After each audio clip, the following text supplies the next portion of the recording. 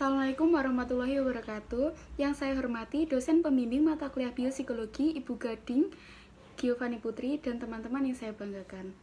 Perkenalkan, saya Rana Dista Nur Alifa dari kelompok 11 yang akan menjadi moderator presentasi pada hari ini. Untuk yang pertama, saya akan memperkenalkan anggota dari kelompok 11. Yang pertama ada saya sendiri, Rana Dista Nur Alifa. Kemudian ada Yunita Syifa Ulkolbi dan Popirista Mailani. Baik, langsung saja kita mulai ke sesi penyampaian materi dan penyajian materi. Saya persilahkan untuk teman yang membacakan materi. Seks atau hormones. Menjadi pria atau wanita mempengaruhi banyak aspek kehidupan untuk manusia dan mamalia lainnya. Semuanya dimulai dengan gen. Wanita memiliki 2 kromosom X, sedangkan pria memiliki kromosom X dan Y. Keduanya memiliki satu set saluran Wolffian atau prekursor untuk struktur internal pria, serta gonad yang tidak berdiferensiasi yang sedang dalam perjalanan menjadi testis atau ovarium. Pada awalnya, kita tidak dapat memastikan apakah itu perempuan atau laki-laki. Beberapa saat kemudian, gen pada kromosom Y jantan, gen SRY, atau wilayah penentu jenis kelamin pada kromosom Y, menyebabkan gonad primitif berkembang menjadi testis, organ penghasil sperma. Mengatur efek hormon seks. Efek pengorganisasian menghasilkan efek struktural yang tahan lama selama periode sensitif dalam perkembangan awal. Selama trimester pertama kehamilan untuk manusia, hormon seks menentukan apakah tubuh mengembangkan alat kelamin wanita atau pria. Kemudian, para peneliti mengakui bahwa hormon seks menghasilkan efek pengorganisasian tambahan saat pubertas, yaitu Schultz, Mollenda-Figure, dan Sixx. Efek pengorganisasian mengatur panggung untuk mengaktifkan efek, misalnya mengatur efek hipotalamus wanita sehingga hormon kemudian dapat mengaktifkan siklus menstruasi. Perbedaan jenis kelamin dalam hipotalamus. Selain mengendalikan perbedaan dalam genital eksternal, hormon seks di awal kehidupan mempengaruhi perkembangan bagian hipotalamus, amigdala, dan bagian otak lainnya atau sah. Sebagai contoh, satu area di hipotalamus anterior yang dikenal sebagai nukleus dimorfik secara seksual lebih besar pada pria daripada wanita dan berkontribusi untuk mengendalikan perilaku seksual pria dengan cara yang bervariasi dari satu spesies ke spesies lainnya.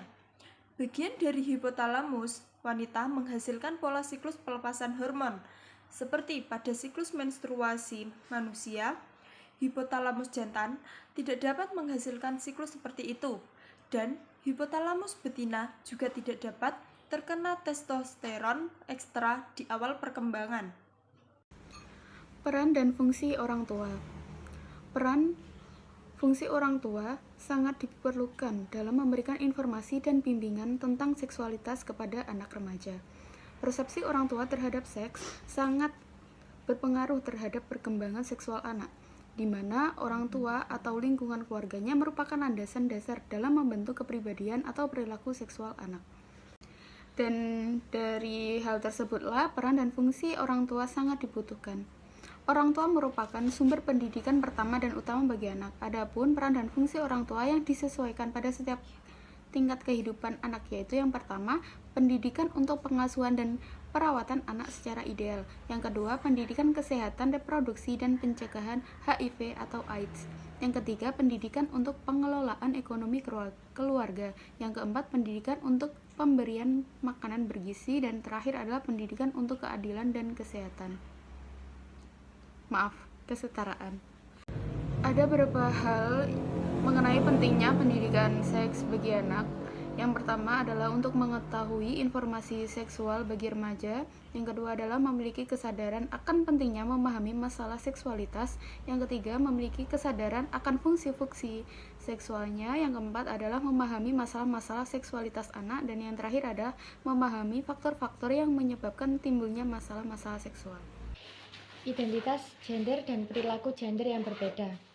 Istilah identitas gender atau gender identity merujuk kepada persepsi diri individu sebagai seorang pria atau wanita.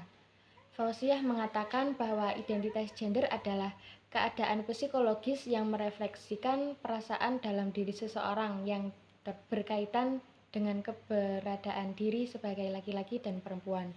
Gender sendiri memiliki arti yang berbeda dengan jenis kelamin. Identitas gender merupakan karakteristik manusia. Intersex. Intersex itu sekelompok kondisi yang mana terdapat perbedaan antara alat kelamin eksternal dan alat kelamin internal. Penyebabnya karena kelenjar adrenalin dari lahir yang berlebihan. Pria yang memiliki hormon testosteron rendah dan wanita yang memiliki kadar hormon testosteron tinggi.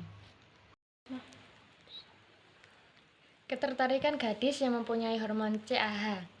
Gadis yang memiliki hormon CAH ini biasanya cenderung memiliki perilaku yang lebih kelelakian atau biasanya disebut dengan tomboy.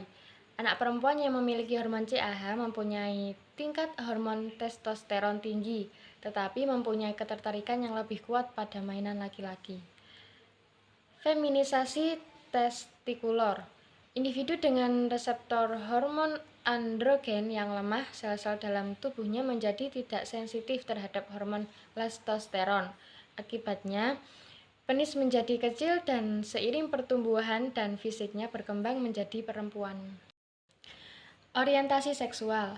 Orientasi seksual adalah rasa ketertarikan baik secara seksual maupun emosional terhadap jenis kelamin tertentu. Orientasi seksual ini dapat diikuti dengan adanya perilaku seksual atau tidak. Misalnya, seseorang perempuan memiliki ketertarikan dengan perempuan lain, namun ia belum pernah melakukan perilaku seksual dengan perempuan tersebut, maka ia tetap dikatakan memiliki orientasi seksual sejenis. Menurut Suara Sri Kandi Indonesia, orientasi seksual merupakan salah satu dari 4 komponen seksualitas yang terdiri dari daya tarik emosional, romantis, seksual, dan kasih sayang sama diri seseorang dalam jenis kelamin tertentu. Orientasi seksual dibedakan menjadi 3, yaitu yang pertama heteroseksual atau menyukai lawan jenis, yang kedua homoseksual menyukai sesama jenis, yang ketiga biseksual menyukai 2 jenis kelamin sekaligus. Demikian tadi presentasi dari kelompok 11. Saya sebagai moderator mohon maaf atas kekurangan dan terima kasih untuk waktunya. Assalamualaikum warahmatullahi wabarakatuh.